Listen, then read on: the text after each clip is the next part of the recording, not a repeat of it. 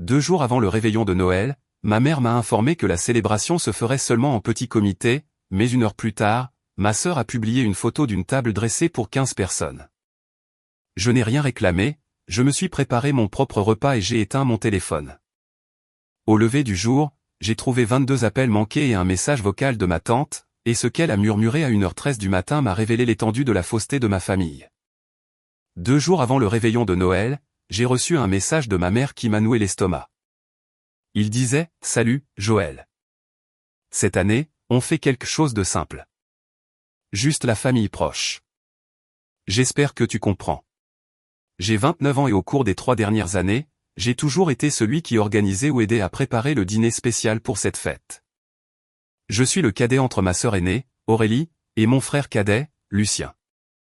Bien que nous ne soyons pas une très grande famille, j'ai toujours cru que nous avions un lien solide. C'est du moins ce que je pensais jusqu'à cette année. Noël était ma fête préférée. Je me réveillais tôt, je préparais mon gratin de patates douces de A à Z et j'alternais entre regarder un film de Noël classique à la télévision et aider en cuisine. Pour moi, il ne s'agissait pas seulement du repas, mais de l'unique moment de l'année où nous nous réunissions tous à la même table, même s'il fallait supporter le dernier drame d'Aurélie ou les commentaires passifs-agressifs de Lucien sur mon travail. Nous étions ensemble et c'était ce qui comptait. C'est pourquoi, quand j'ai reçu ce message, juste la famille proche, je l'ai fixé pendant une longue minute sans comprendre. Je l'ai relu plusieurs fois, me demandant si un détail m'échappait, car je fais aussi partie de la famille proche. Je ne suis pas marié, je n'ai pas d'enfant, et c'est peut-être pour cela qu'il était facile de me mettre à l'écart. Mais tout de même, j'ai grandi dans cette maison. Je vis à quelques rues de chez mes parents. J'assiste à chaque anniversaire, chaque barbecue, chaque déménagement. J'ai aidé ma mère à repeindre sa cuisine en avril et j'ai gardé les jumeaux d'Aurélie quand elle a eu la grippe le mois dernier. Que se passait-il? J'étais sur le point de l'appeler, mais une petite voix tendue, que je n'entends presque jamais, m'a dit « Attends ». 1 heure plus tard, alors que je parcourais Instagram avec les pattes sur le feu, j'ai vu quelque chose qui a tout figé en moi. Aurélie avait posté une story, un boomerang. On y voyait une longue table en chêne avec des nappes rouges et dorées, des marque-places en forme de feuilles de houx, des bougies et une dinde décorative extravagante. Il y avait 15 couverts. Je les ai comptés. On entendait des rires et quelqu'un disait « Lucien, arrête de piquer dans les gâteaux ». Ma main est restée suspendue au-dessus de l'eau bouillante. J'ai revu la story, cette fois plus lentement. Jules, mon cousin, qui vit à 45 minutes en RER, était venu plus tôt pour aider ma mère à tout préparer. Lucien était là. Les jumeaux couraient en arrière-plan avec leurs pulls identiques. Mon père, qui a toujours fui les réseaux sociaux, apparaissait dans un clip en train de découper une dinde. Il y avait aussi tante Mireille, oncle Roland, Jérôme et la nouvelle petite amie de Jérôme. Tout le monde sauf moi. Je n'ai pas répondu, je n'ai pas appelé, je n'ai même pas ressenti de colère à ce moment-là. Je suis resté debout un instant, fixant l'écran avec cette sorte de vide qui s'installe quand l'esprit essaie de rattraper les émotions. Ce soir-là, j'ai cuisiné pour moi seul. Du saumon au four, avec des haricots verts et une purée à l'ail, mon plat réconfortant. J'ai dressé une assiette pour un, rempli un verre de vin et éteint mon téléphone. Ce n'était pas seulement être exclu d'un dîner, c'était le message caché derrière, que j'étais superflu, que je ne méritais pas de véritable explication, qu'ils avaient décidé que je n'avais pas ma place et qu'ils espéraient que je ne dirais rien. J'ai étonnamment bien dormi, ou peut-être que l'épuisement émotionnel m'avait terrassé. Le lendemain matin, je me suis réveillé avec 22 appels manqués, 4 de maman, 6 d'Aurélie, 3 de Lucien, et le reste partagé entre des tantes, des cousins et même un voisin. Le téléphone a vibré à nouveau. C'était Aurélie. J'ai refusé l'appel. Puis j'ai vu l'icône de la messagerie vocale. Un message non écouté. Il était de tante Mireille, enregistré à 1h13 du matin. Sa voix était douce, presque hésitante. Elle a dit quelque chose qui a fait trembler mes mains. Et à cet instant, j'ai compris qu'il y avait quelque chose de bien plus profond que de simples sentiments blessés, quelque chose qui mijotait depuis un moment sans que je le remarque, quelque chose qui, si j'avais raison, pouvait tout changer. Je suis resté à regarder le message quelques secondes sans le lire, comme si j'avais besoin de me préparer. Finalement, je me suis assis à table, où se trouvait encore l'unique assiette et le verre vide de la veille, et j'ai appuyé sur lecture. La voix de tante Mireille est sortie, tremblante. Joël, mon chéri, je ne sais pas ce qui s'est passé, mais je voulais juste te dire que je suis désolé. Je pensais que tu n'étais pas en ville. C'est ce que ta mère a dit à tout le monde, que tu étais en voyage et que tu ne pouvais pas venir. On a entendu un bruit, peut-être elle posant un verre sur la table. Je viens seulement d'apprendre que ce n'était pas vrai quand Aurélie a laissé échapper un commentaire. Elle a fait une blague en disant que tu étais dramatique et que tu n'étais pas venu parce que tu étais dans une de tes phases. Quelque chose ne va pas. Je voulais juste que tu le saches. Je t'aime beaucoup. Appelle-moi quand tu pourras. C'était tout. Je ne me suis pas rendu compte que je serrais le téléphone jusqu'à ce que mes doigts s'engourdissent. Dans une de tes phases. C'était donc ça qu'il disait, que je n'étais pas venu parce que je faisais un caprice, que j'exagérais, alors qu'en réalité, il m'avait explicitement exclu. Et le mensonge selon lequel j'étais hors de la ville. C'était le coup de poignard le plus profond. Ma mère ne m'avait pas seulement mis à l'écart, elle avait aussi fabriqué une excuse parfaite pour que personne ne remette sa décision en question. Ce n'était pas improvisé. Il l'avait planifié. Je ne me souviens pas à quel moment je me suis levé, mais soudain, je marchais dans le salon, les poings serrés. Il y a une sorte de fureur particulière qui ne vient pas des cris ni des insultes, mais du fait d'être silencieusement effacé, de découvrir que les personnes que vous aimez vous regardent dans les yeux, sourient, puis vont dans une autre pièce pour vous retirer de la photo. Et non, il ne s'agissait pas de la dinde. Avec le temps, j'ai compris que ce qui s'était passé cette année-là n'avait jamais concerné uniquement le jour de Noël. C'était le résultat d'une succession de petits signaux que j'avais ignorés, convaincu qu'il s'agissait de simples oublis ou de situations isolées.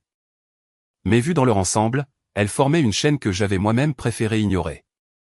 Je me souvenais, par exemple, de l'anniversaire d'Aurélie l'année précédente. Elle avait changé la date de la célébration et n'avait jamais pris la peine de me le dire directement. Quand je l'ai mentionné, elle a simplement répondu « Je pensais que tu le verrais sur Facebook ».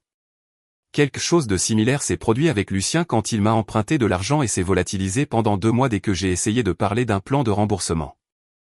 Ou cette fois où maman m'a demandé de garder sa maison un week-end, mais a oublié de me dire qu'elle avait aussi invité Aurélie et ses enfants à rester, transformant mon repos en un chaos total. À cela s'ajoutaient les blagues, les commentaires déguisés en affection, les petites critiques que je laissais toujours passer pour ne déranger personne. Je m'efforçais de ne pas devenir celui qui gâchait l'ambiance, mais l'ironie était que je finissais par être désigné comme le problème de toute façon. Peu importe mes efforts pour l'éviter, tôt ou tard, je me retrouvais dans le rôle du problème. Quand ma mère a envoyé ce message m'excluant du dîner de famille, je n'ai appelé personne. Ni maman, ni Aurélie, ni Lucien, ni même tante Mireille. J'avais besoin de silence. Je suis sorti marcher pour m'éclaircir les idées. J'ai supprimé mes réseaux sociaux pendant un moment. J'ai préparé à manger, même si je n'avais pas faim, et je me suis tenu à l'écart de toute conversation pour éviter d'exploser. Le véritable effondrement est survenu le lendemain de Noël, ce vendredi qui pour beaucoup était une journée de solde après fête, mais qui pour moi fut simplement le jour où tout s'est écroulé. En ouvrant la porte pour récupérer un colis, je suis tombé sur un énorme panier sur mon paillasson, emballé dans du cellophane, rempli de biscuits, de bougies parfumées et d'une carte qui disait « Tu nous as manqué. Nous espérons que tu t'es reposé. Avec affection, maman. » Je l'ai regardé comme si c'était quelque chose qui pouvait exploser. Je l'ai posé sur le comptoir et je n'ai rien fait pendant plusieurs secondes, essayant de comprendre le sens de ce geste. Comment quelqu'un pouvait-il exclure son fils d'une célébration familiale, inventer une excuse pour le justifier auprès des autres, puis envoyer un panier comme s'il s'agissait d'un malentendu mineur? J'ai senti qu'ils essayaient de me minimiser, de me traiter comme un détail gênant qui pouvait être géré avec un cadeau. J'ai pris le téléphone et j'ai écrit « J'ai reçu le panier. Aurais-tu pu me parler ?» La réponse est arrivée immédiatement. Joël, je suis désolé que ça ait été mal compris.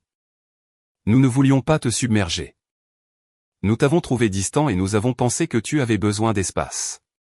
De l'espace. Ce n'était pas de l'espace, c'était une expulsion. J'ai répondu, tu as dit à tout le monde que j'étais hors de la ville. Ce message-là n'a pas obtenu de réponse. Un bon moment s'est écoulé avant que le téléphone ne sonne à nouveau, mais c'est Aurélie qui a écrit. Maman va mal. Peux-tu arrêter de faire tout un drame? Je suis resté à regarder l'écran, essayant de comprendre leur capacité à tout retourner. Aurélie, vous m'avez menti et mis à l'écart. Elle n'a pas tardé à écrire. Ce n'était qu'un dîner. Détends-toi, Joël. Tu prends toujours tout trop à cœur. C'est à cet instant que j'ai compris que pour eux, ma douleur n'était pas une erreur, mais une conséquence naturelle de ce qu'ils avaient décidé. Ils étaient convaincus que ce qu'ils avaient fait était juste, voire justifiable. 2 jours plus tard, le dimanche, Lucien a laissé un message vocal. Il semblait irrité. « Frère, ne mêle pas tout le monde à tes problèmes. Tu n'étais pas censé venir. Maintenant, maman pleure, Aurélie est furieuse et tante Mireille n'arrête pas de nous embêter. » Sérieusement, grandis. L'entendre était presque surréaliste. J'avais été exclu, on m'avait menti, et pourtant, on me traitait comme si je provoquais un chaos injustifié. Ce même soir, alors que j'essayais d'écrire pour clarifier mes idées, quelqu'un a sonné à la porte. Il était plus de 21 heures. À travers le Judas, j'ai vu Aurélie avec un manteau épais et une expression agacée. J'ai ouvert la porte et elle est entrée sans attendre la permission. « Il faut que ça cesse », dit-elle froidement.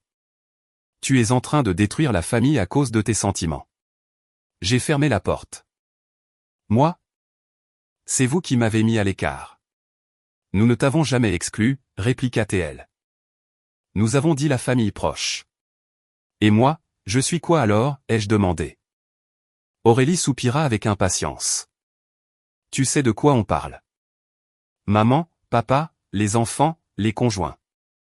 Toi, tu n'as personne, Joël. Ce n'est pas personnel. C'est juste que ça n'avait pas de sens de remplir la table avec des gens qui ne sont pas en train de fonder une famille. » Ces mots furent comme une gifle. « Je fais partie de la famille, lui ai-je dit. » Elle n'a pas bougé d'un centimètre. « Tu es célibataire, sans enfant, sans femme. Tu fais cavalier seul. Tu ne peux pas te poser en victime quand tu ne corresponds pas à ce que nous essayons de construire. » Je n'ai pas su quoi répondre. Chacune de ces phrases faisait plus mal par son côté répété que par sa cruauté. Elle a tenté d'adoucir son ton. « Je suis désolé que tu te sois senti à l'écart, mais c'est passé. Laisse ça derrière toi. Tu es invité au Nouvel An. Ne gâche pas ça aussi. » Et elle est partie aussitôt, sans attendre de réaction de ma part. Je n'ai pas dormi cette nuit-là. Je suis resté immobile à regarder le plafond, répétant ces mots dans ma tête. Tu n'as personne. Tu fais cavalier seul. Ça faisait mal parce que c'était la preuve qu'ils avaient parlé de moi, qu'ils avaient une version partagée de qui j'étais au sein de leur dynamique familiale. Mais je n'allais plus suivre ce scénario. J'ai compris que si je ne mettais pas de limite, ils recommenceraient encore et encore, et cette fois, je n'allais pas le permettre. Toucher le fond n'arrive pas d'un coup. Ça s'installe peu à peu, comme une infiltration qui s'accumule sans que vous la remarquiez jusqu'à ce que vous vous retrouviez submergé. Après la visite d'Aurélie, j'ai passé une semaine entière sans parler à personne de ma famille. Ni appel, ni message, ni réseaux sociaux.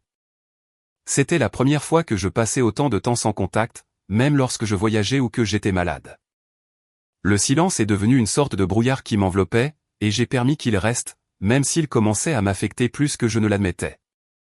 Je ne mangeais pas beaucoup. Je continuais à cuisiner comme toujours, m'accrochant à cette routine presque automatique que j'avais répétée soir après soir pendant des années. Je remuais la cuillère, je servais les plats, j'ajustais le sel et le feu comme si tout était parfaitement normal, bien qu'à l'intérieur, je sentais que quelque chose s'était fissuré. Pourtant, la nourriture restait là, intacte, refroidissant sans que je prenne une seule bouchée. Je m'asseyais devant l'assiette, la fourchette suspendue entre mes doigts, et je laissais mes yeux se perdre au-delà de la vapeur qui montait de la casserole. C'était comme observer ma vie depuis une fenêtre embuée. Tout était familier, mais lointain, comme si cela ne m'appartenait plus. Je me demandais à quel moment exact j'avais commencé à me sentir déplacé. Pas en dehors d'une conversation ou d'un événement, mais en dehors de ma propre famille.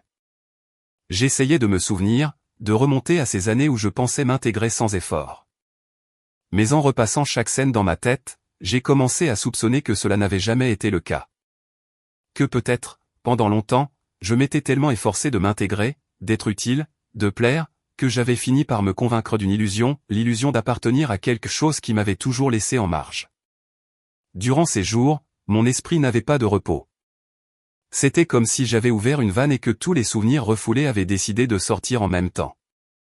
Je me souvenais de phrases, de silences gênants, de petits gestes. J'analysais des conversations comme on examine des preuves dans une affaire classée. Et plus je pensais, plus je me persuadais que j'avais été celui qui orbitait autour des autres, accompagnant sans vraiment participer, acceptant le rôle de spectateur sans même m'en rendre compte.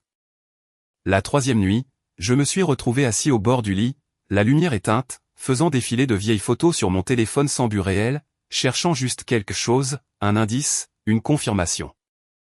Les photos ne mentaient pas. Des Noëls, des anniversaires, des réunions improvisées un mardi soir chez mes parents. Sur toutes, j'apparaissais, mais toujours derrière, tenant des plateaux de boissons, coupant le jambon, gonflant des ballons pour les jumeaux d'Aurélie, distribuant des cadeaux qui n'étaient même pas les miens.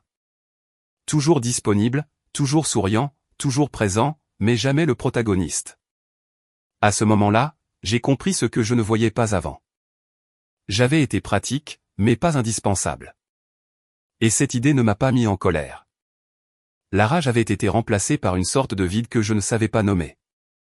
Un vide qui vous écrase lentement, sans bruit, comme un poids invisible sur la poitrine. Il y a quelque chose de dévastateur à comprendre que vous êtes remplaçable, ou pire, superflu. Que si demain vous disparaissez du calendrier familial, tout continue comme avant. Les fêtes continuent, les conversations continuent, les toasts continuent. Il manque juste votre chaise, et personne ne semble le remarquer. Cette pensée a commencé à me ronger de l'intérieur.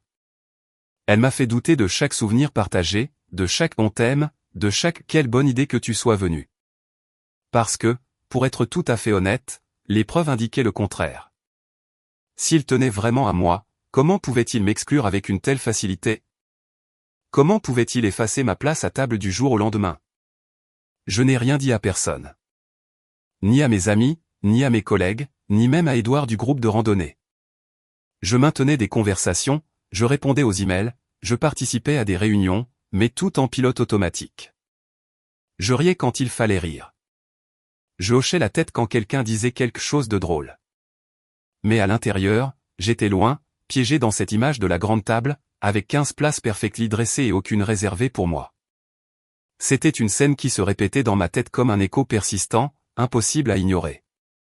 La rupture est arrivée un dimanche quelconque. Je rentrais chez moi avec 2 sacs de supermarché à peine remplis de l'essentiel, œufs, lait, céréales. Je n'en avais même pas vraiment besoin. Je les avais achetés juste pour avoir une excuse pour sortir de mon appartement et ne pas sentir que je passais une autre journée piégé dans mes pensées. En rentrant, je suis passé devant une boulangerie. La vitre de la vitrine était légèrement embuée par la chaleur intérieure, et pourtant, j'ai aperçu une petite scène qui m'a arrêté net. À l'intérieur, une fillette, elle ne devait pas avoir plus de 7 ou 8 ans, était assise devant un gâteau et riait d'une joie si pure que, pour un instant, le monde extérieur est devenu silencieux. Son père, assis à côté d'elle, tenait un cupcake comme un téléphone, imitait des voix ridicules et faisait des bruits absurdes, tout ça pour la faire rire davantage. Elle se couvrait le visage, pleurait de rire, et il la regardait avec une tendresse qui n'avait pas besoin d'explication. Je suis resté immobile, cloué sur le trottoir, les observant à travers la vitre comme si je regardais une scène d'une autre vie, une scène que je n'avais pas vécue. Et à cet instant, quelque chose en moi s'est brisé. Pas par désir d'avoir une fille, ni par envie d'un cupcake. C'était la simple et douloureuse clarté de voir un père présent, attentif, prêt à faire le ridicule juste pour que sa fille se sente importante. Et j'ai pensé, sans pouvoir l'éviter, pourquoi n'ont-ils jamais fait ça avec moi? Pourquoi personne ne s'est-il jamais efforcé de me faire sentir ainsi?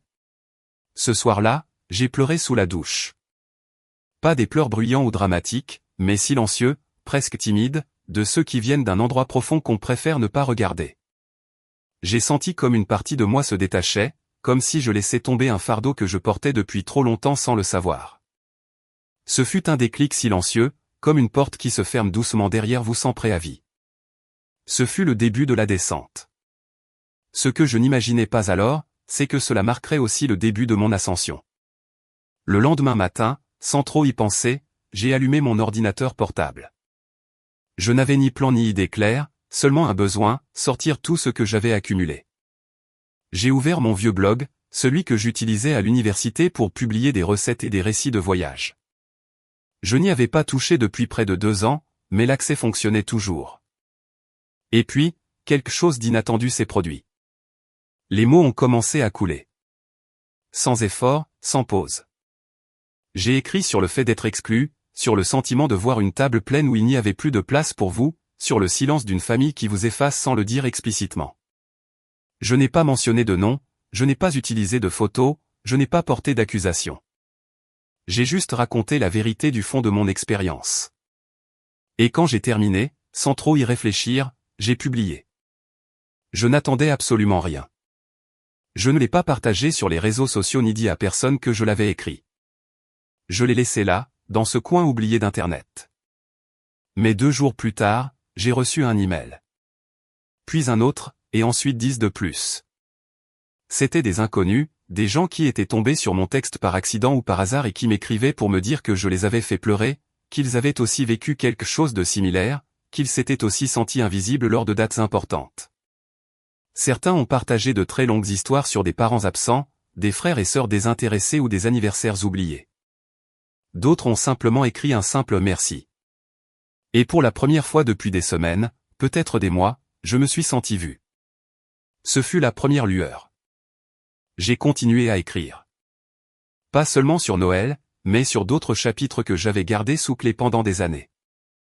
Je me suis souvenu de la fois où Lucien a emprunté mon ordinateur portable pour un projet et me l'a rendu avec l'écran cassé, sans s'excuser et en me disant que, parfois, ces choses arrivent. Ou l'année où Aurélie s'est attribué tout le mérite de l'événement caritatif que j'avais organisé, simplement parce qu'elle était plus sociable. Je me suis aussi souvenu des fois où ma mère me disait que j'exagérais chaque fois que je demandais un minimum de respect ou de considération. Je n'ai jamais révélé d'identité. Je ne cherchais pas la vengeance, je ne voulais humilier personne. Je récupérais seulement ma voix, reconstruisant ma propre histoire avec mes mots, pas avec les leurs. Et le blog a commencé à grandir. Des commentaires sont arrivés, puis des abonnements, puis de petits messages privés de personnes qui s'identifiaient à ce que j'écrivais. Une communauté silencieuse s'est formée, composée principalement de personnes qui avaient été déplacées ou ignorées par leur famille, qui s'étaient senties comme des moutons noirs sans savoir pourquoi. Un jour, j'ai reçu une invitation d'une petite publication numérique pour collaborer à une chronique mensuelle. J'ai accepté sans hésiter. Ils ne payaient pas beaucoup, mais pour moi, cela signifiait quelque chose de plus précieux, une direction, un but. J'ai cessé de me sentir comme l'homme qu'on avait laissé en dehors de Noël. J'ai commencé à devenir quelqu'un avec une voix que d'autres voulaient entendre. Même au travail, quelque chose a commencé à changer. J'ai commencé à participer davantage, à montrer un intérêt sincère pour les projets, à cesser de me cacher derrière une attitude neutre. Je me suis porté volontaire pour un programme de mentorat pour les nouveaux employés. J'ai commencé à déjeuner avec des collègues que je ne faisais que saluer poliment auparavant. Parmi eux se trouvait Édouard, qui m'a un jour invité à un groupe de randonnée. J'ai failli refuser par habitude, mais je me suis souvenu d'une phrase qu'Aurélie avait dite un jour, que je flottais dans la vie sans véritable connexion. Alors j'y suis allé. Et à ma grande surprise, j'ai adoré. Nous avons marché pendant des heures dans une réserve naturelle en dehors de la ville, au milieu d'arbres qui semblaient absorber le bruit de la vie quotidienne. Nous avons parlé de films, de voyages, de choses simples. J'ai ri. J'ai raconté des anecdotes qui n'étaient liées ni à la douleur ni à la trahison. J'étais simplement moi, un gars de plus dans le groupe, présent dans l'instant. J'y suis retourné la semaine suivante, puis la suivante, et la suivante. Pendant ce temps, le blog continuait de croître de manière organique. Je l'ai rebaptisé la chaise vide. Ce concept semblait tout dire. L'absence, la place que personne ne remarque, la présence qui a manqué et a changé quelque chose. C'est devenu un espace où de nombreuses personnes inconnues les unes des autres partageaient des expériences qui se ressemblaient beaucoup trop. Des histoires d'expulsion silencieuse, de blessures familiales, d'amour conditionnel. Un soir, j'ai publié un essai intitulé « Quand ceux qui vous ont élevé cessent de vous reconnaître ». C'était un texte honnête, brut, mais plein d'espoir. Une plateforme numérique plus grande l'a partagé et, du jour au lendemain, il est devenu légèrement viral. Les commentaires se sont multipliés, les emails aussi. Et parmi tant de messages, un a attiré mon attention. Un podcast connu sur les thèmes de la santé mentale m'invitait à une interview pour parler de la chaise vide. J'ai commencé cette étape avec un étrange mélange de nervosité et de sincérité. Une semaine plus tard, l'interview a été publiée. En parcourant les commentaires sous la vidéo YouTube, un en particulier m'a coupé le souffle. Il provenait d'un utilisateur nommé Juste Jules 1987. La photo de profil était vierge, mais j'ai immédiatement reconnu ce nom. C'était Jules, mon cousin. Son commentaire disait « Je crois savoir qui c'est. Si j'ai raison, je suis désolé. Je ne savais pas. Tu méritais bien mieux. » Le soir même, j'ai reçu un message de tante Mireille. Il disait « Joël, je viens d'écouter ton interview. Je suis fier de toi et je regrette tellement tout ça. Nous aurions dû nous en rendre compte avant. » Je suis resté à regarder cette notification plusieurs minutes avant de répondre quelque chose de simple mais sincère. Moi aussi, merci. C'était peu, mais ça signifiait beaucoup. Peu de temps après, j'ai rencontré quelqu'un que je n'avais pas vu depuis plus de 10 ans, un ancien ami de l'université nommé Simon. Il était revenu en ville et dirigeait maintenant sa propre agence de marketing. Nous nous sommes racontés nos vies autour d'un café, et quand je lui ai parlé du blog et de la chronique, ses yeux se sont illuminés. Nous cherchons toujours de bons rédacteurs de contenu, a-t-il commenté avec naturel. On peut commencer en freelance et si ça fonctionne, on pourrait parler de quelque chose de plus stable. Je n'ai pas accepté immédiatement. Je ne voulais pas me précipiter juste parce que ça semblait attrayant. Après y avoir réfléchi quelques jours, je lui ai envoyé mon portfolio. Il m'a répondu une semaine plus tard et m'a embauché. Plus de travail, plus de but, plus d'identité propre. Pourtant, je n'avais pas reparlé à ma mère, ni à Aurélie, ni à Lucien. Le nouvel an approchait et je savais que tôt ou tard, ils essaieraient de communiquer. Probablement comme toujours, avec des cadeaux, des excuses vagues ou la convivialité superficielle typique qui ignore les problèmes de fond. J'ai commencé à recevoir des signaux de cela. Oncle Roland, Léonie, même mon père ont envoyé de courts messages du genre « J'espère que tu vas bien ». Mais je n'étais plus le même. J'avais touché le fond et découvert quelque chose qui m'a surpris, j'étais toujours debout. Je n'avais pas besoin de leur version de la famille pour me sentir complet. J'étais en train de construire la mienne. Pas une famille unie par le sang, mais par la vérité, le courage, les liens réels. Chaque randonnée, chaque publication, chaque personne qui m'écrivait pour me remercier d'avoir mis des mots sur ce qu'ils n'avaient jamais osé dire. Et pourtant, je n'avais rien oublié. Sous ce nouveau calme, quelque chose avait commencé à s'éveiller en moi, une détermination tranquille, froide et ciblée. Je ne cherchais pas la vengeance au sens classique du terme. Je ne voulais pas crier, ni humilier, ni me battre. Mais il existe une autre forme de vengeance, prospérer. Permettre à ceux qui vous ont tourné le dos d'assister à votre épanouissement sans eux. Et qu'ils le sachent ou non, ma famille venait de m'offrir l'occasion parfaite. La première neige est tombée juste une semaine avant le nouvel an. Je m'en souviens bien car j'étais dans un café du centre-ville, observant les flocons tomber tandis qu'en fond sonore jouait une version jazz d'une chanson de Noël. Mon ordinateur portable était ouvert, ma deuxième chronique pour le magazine venait d'être publiée et je buvais un latte au gingembre, comme quelqu'un qui, pour la première fois depuis longtemps, pouvait dire que sa vie était en ordre. 3 semaines s'étaient écoulées depuis qu'Aurélie était apparue à ma porte pour me dire que je ne correspondais plus à leur nouvelle version de la famille. 3 semaines depuis que ma mère avait décidé de m'envoyer un panier cadeau au lieu de vraies excuses. 3 semaines depuis que Lucien m'avait laissé un message vocal me disant que je devais grandir. Et je n'avais répondu à aucun d'eux. Pas parce que je voulais les punir, mais parce que je préparais quelque chose. Quelque chose avait changé en moi après avoir commencé à dire la vérité. Pas seulement sur Internet, mais à moi-même. J'ai compris qu'il ne s'agissait pas seulement d'un Noël en particulier, mais d'un schéma, d'un système, d'une manière de fonctionner qui, depuis des années, reposait sur des silences, des rôles fixes et des règles tacites. Aurélie était la favorite. Lucien, le charmeur de la famille. Moi, le fiable, celui qui aidait, celui qui tenait l'appareil photo sur toutes les photos sans jamais y figurer.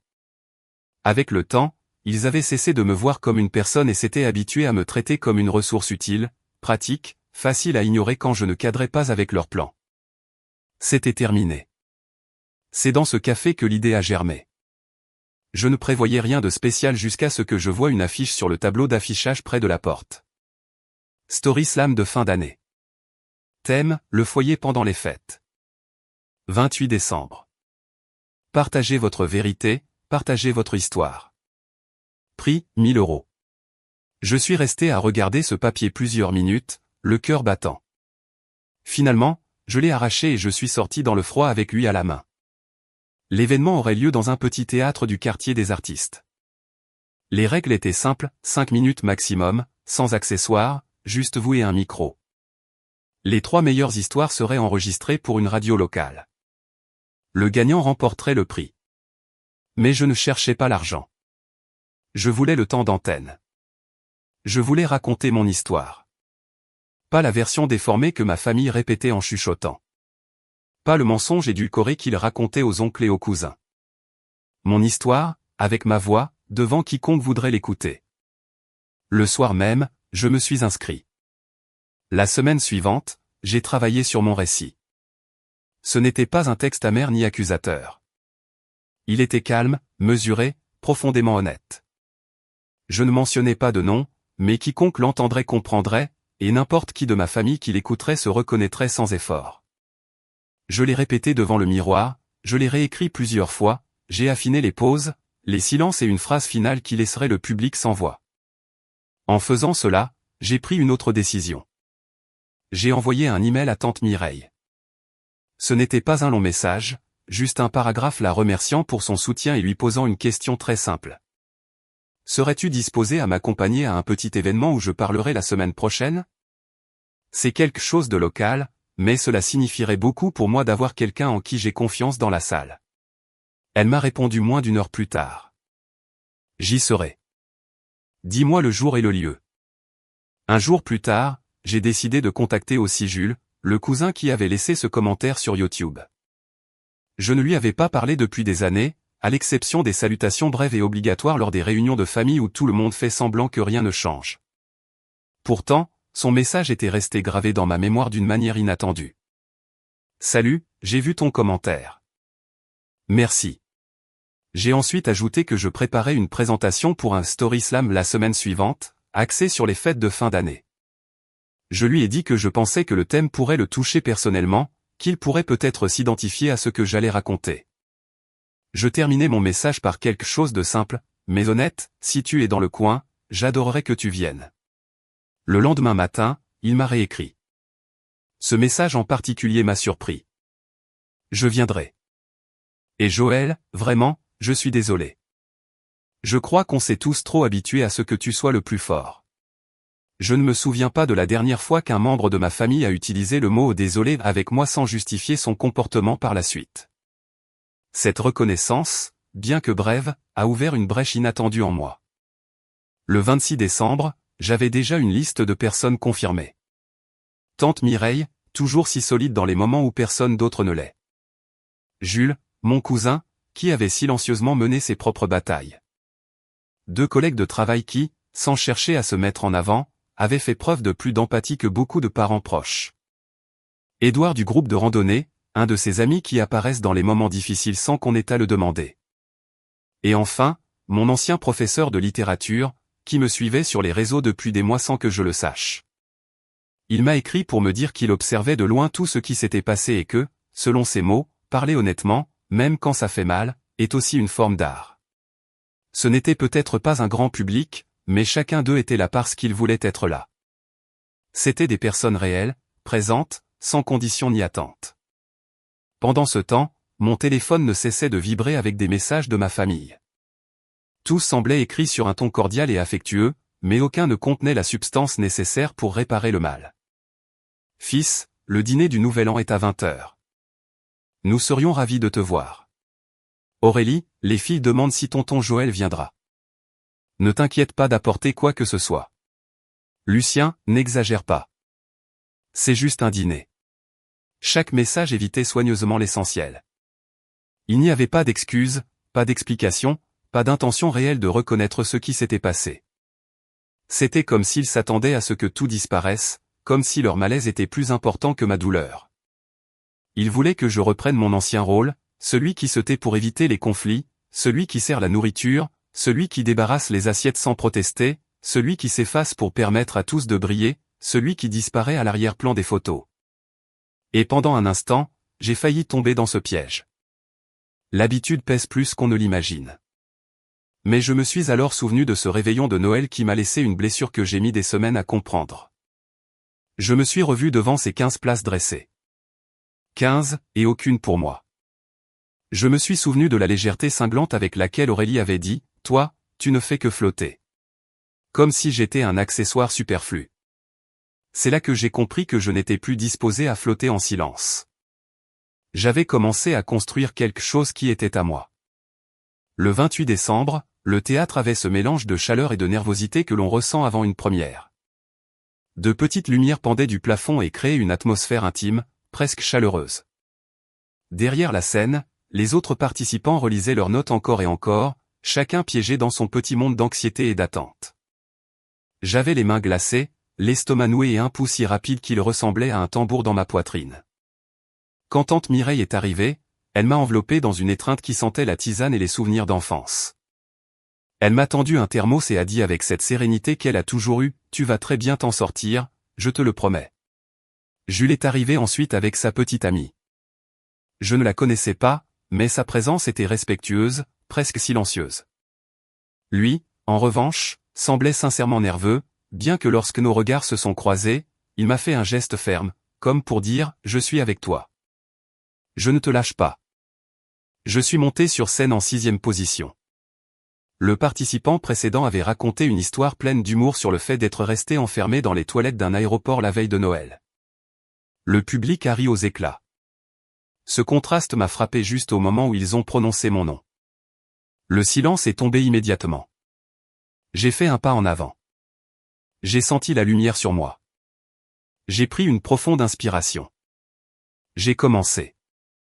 J'ai parlé de ce que les fêtes représentaient pour moi, de l'idée d'appartenir, d'avoir une place assurée sans avoir à la mendier. J'ai raconté comment j'avais appris douloureusement que certaines personnes ne veulent que la version de vous qui leur facilite la vie. Celui qui ne se plaint pas, celui qui cuisine, celui qui nettoie, celui qui n'exige rien, celui qui se réduit pour que les autres se sentent à l'aise. Je leur ai dit que lorsqu'on ne correspond plus à ce moule, on vous découpe comme le coin excédentaire d'une photo. Mais j'ai aussi dit quelque chose que je venais à peine de comprendre, qu'être découpé n'est pas toujours une perte, c'est parfois une révélation. L'occasion de voir qui vous cherche sans rien attendre en retour. Ma voix tremblait de temps en temps, mais je n'ai pas reculé. J'ai raconté comment ils m'avaient effacé d'une célébration, comment ils avaient menti à mon sujet, comment ils avaient ri dans mon dos en croyant que je ne le saurais jamais, et comment, dans ce processus, j'avais fini par douter de ma propre valeur. Mais le problème, ce n'était pas moi.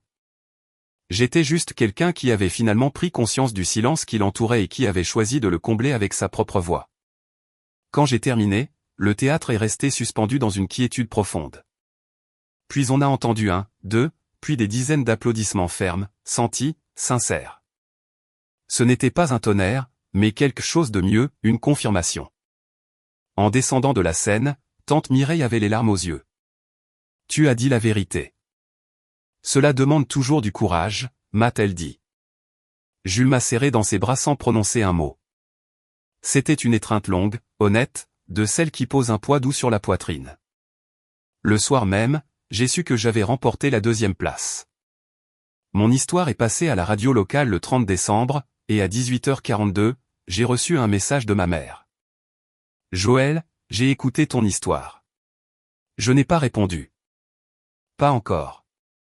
Ce message n'était pas une conclusion, c'était l'ouverture de quelque chose de plus grand.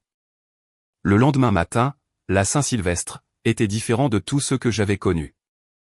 Pas de bruit de filles qui courent, pas de petits déjeuners improvisés, pas de rire feignant l'harmonie. Juste moi, une tasse de café chaud et la cheminée virtuelle qui clignotait sur l'écran de la télévision. Un silence propre, honnête. Pour la première fois depuis des années, il ne me faisait pas de mal. Je n'ai pas répondu au message de ma mère parce qu'elle ne cherchait pas à comprendre ni à assumer sa culpabilité. Elle avait juste fait une observation froide. Pas d'excuses, pas de responsabilité, juste un commentaire comme on parle de la pluie. Et pourtant, savoir qu'ils avaient écouté était suffisant. J'imaginais sans peine Aurélie rejouant mon récit encore et encore, cherchant des arguments pour le contredire ou le modeler à sa convenance, Lucien haussant les épaules, prétendant que cela ne l'affectait pas, jusqu'à ce que la tension dans l'air l'oblige à admettre quelque chose, et mon père, toujours si laconique, disant « Il a ses raisons », avant de se perdre dans son journal. Mais je n'attendais pas leur réaction. J'attendais le bon moment, le point exact où la vérité cesserait d'être seulement la mienne. À 8h30 du matin, j'ai préparé une publication.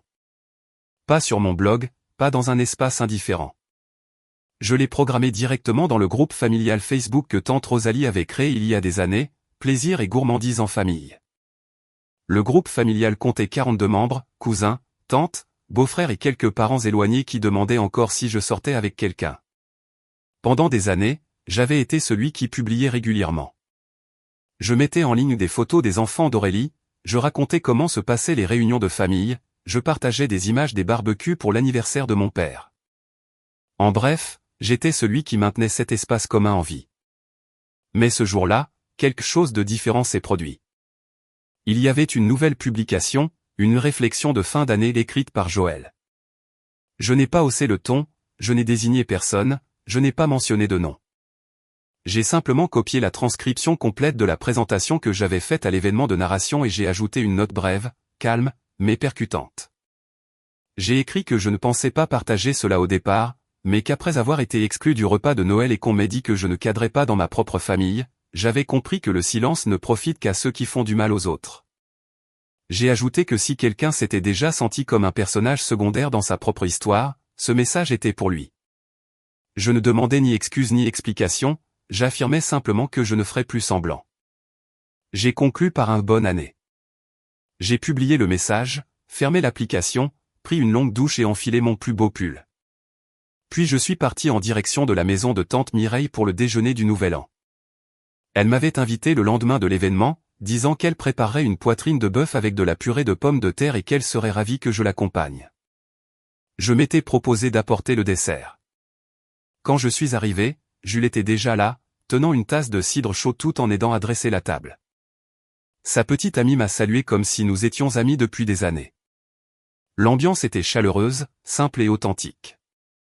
Pendant que je distribuais les assiettes, mon téléphone a vibré une fois, puis une autre, et soudain plusieurs fois de suite.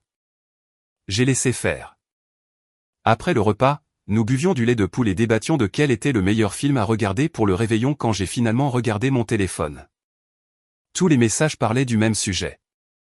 Aurélie, qu'est-ce qui te prend? Pourquoi publier ça pour que tout le monde le voie? Tu as fait passer maman pour une mauvaise personne devant toute la famille. Maman, s'il te plaît, supprime cette publication. On n'expose pas les problèmes familiaux comme ça. C'est blessant. Lucien, mec, c'était vraiment nécessaire? Papa, appelle ta mère. Elle est très contrariée. Mais il y en a eu un qui a vraiment compté, celui de tante Rosalie, la sœur de ma mère. Joël, je n'avais aucune idée que tu avais traversé tout ça. Je suis terriblement désolé. Nous t'avons toujours aimé. Je suis là si tu as besoin de parler. C'est là que la première fissure est apparue. Le soir, la publication avait déjà 78 réactions, 43 commentaires et 12 partages. Je n'ai pas tout lu, mais le tableau était clair. Certains cousins racontaient leurs propres expériences de distanciation familiale, d'autres envoyaient des mots de soutien. Un cousin m'a même écrit en privé en disant « Tu n'as pas idée à quel point j'avais besoin de lire quelque chose comme ça. » Merci. Ma mère, Aurélie et Lucien sont restés silencieux après leur premier message. Mais je n'avais pas encore terminé. 3 jours plus tard, le 3 janvier, j'ai publié un nouvel article sur mon blog, probablement le plus intime que j'ai jamais écrit, quand la famille ne ressemble plus à un foyer. J'ai raconté à nouveau mon histoire sans identifier personne, mais avec plus de clarté que jamais. J'ai expliqué le nombre de fois où j'avais justifié des comportements toxiques, les façons dont j'avais essayé de gagner une affection qui, en théorie, aurait dû être inconditionnelle. J'ai décrit comment la manipulation psychologique pouvait se déguiser en sourire et en gratin chaud. J'ai affirmé que la famille ne se définit pas par le sang, mais par les actions. L'article a explosé. En 48 heures, il a recueilli 50 000 vues. J'ai reçu des emails, des messages, des gens qui pleuraient, qui me remerciaient, qui me qualifiaient de courageux. Et puis, l'inattendu est arrivé. Une productrice d'une chaîne régionale m'a contacté. Il préparait un segment pour la nouvelle année sur les familles de cœur et voulait m'interviewer. J'ai accepté. L'interview a été diffusée le 5 janvier. Ce n'était que 5 minutes, quelques plans dans mon salon pendant que je parlais du coup du silence, de l'importance de dire la vérité et de la tranquillité qui vient quand on s'éloigne de ce qui nous fait du mal, même s'il s'agit de sa propre famille. 2 jours plus tard, j'ai reçu un autre message de ma mère. Tu as bien fait comprendre ta position. J'espère que tu es content. Je l'ai regardé longuement avant de répondre. Non, je ne suis pas content que nous en soyons arrivés là. Je suis content d'avoir arrêté de te laisser faire comme si de rien n'était. Et c'est là que ça s'est terminé. Aurélie ne m'a plus jamais écrit.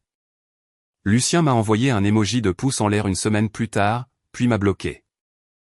Il n'y a pas eu d'autre mot ni de tentative de clarification, juste ce geste minimal et un adieu silencieux qui, à ma surprise, n'a pas provoqué l'effondrement émotionnel que j'aurais imaginé autrefois.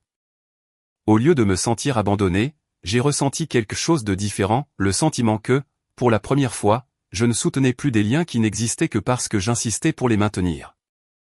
Au fil des jours, ce sentiment s'est transformé en quelque chose qui ressemblait à la paix. J'ai continué ma vie, concentré sur mes projets, sur mes randonnées et sur ce petit groupe de personnes qui étaient vraiment à mes côtés.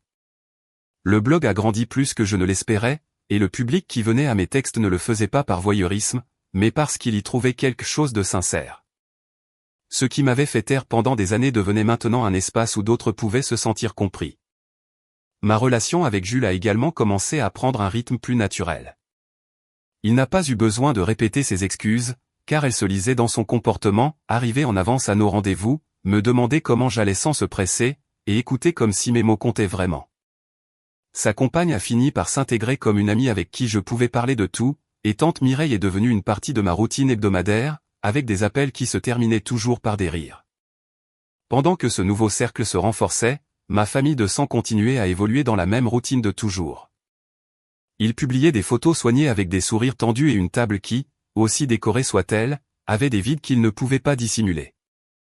Mais cette table n'était plus la mienne, et cela a cessé de faire mal. Avec le temps, j'ai compris quelque chose que j'avais mis des années à accepter. Toutes les absences ne sont pas des pertes, certaines sont des soulagements. Et parfois, on n'a pas besoin de claquer la porte. Il suffit d'arrêter de la pousser pour qu'elle reste ouverte. Elle se ferme toute seule. J'ai continué à avancer. J'ai construit quelque chose de propre, quelque chose qui ne dépendait pas de l'approbation de ceux qui ne m'avaient jamais vu entièrement. Je n'ai pas cherché de réconciliation, ni d'explication tardive, ni de gestes symboliques. Je me suis simplement permis d'avancer sans regarder en arrière.